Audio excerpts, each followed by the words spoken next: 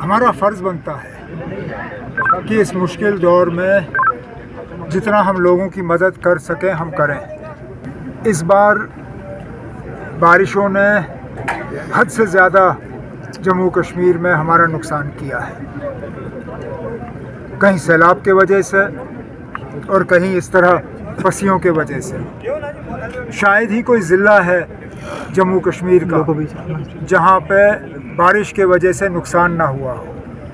اب اس کے لیے جتنا ہمارے پاس مالی طاقت ہے اس کا ہم استعمال کریں گے لوگوں تک راحت پہنچانے کے لیے، لیکن اس کے ساتھ ساتھ مرکزی حکومت کے ساتھ بھی ہمارا رابطہ جو ہے قائم ہے.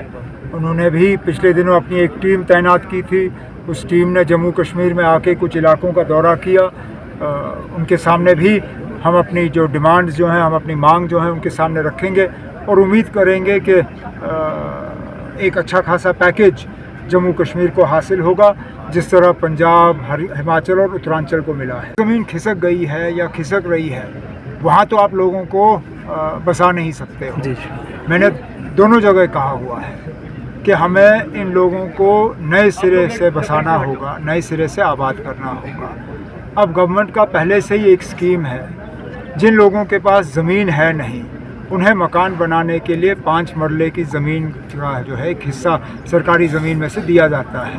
اسی پیٹرن پہ اب ایڈمنسٹریشن سے کہا ہوا ہے کہ وہ ایک پروپوزل تیار کریں، پروپوزل کیبنٹ کے سامنے لائیں، کیبنٹ اس پہ غور کر کے اس پہ منظوری دے گی.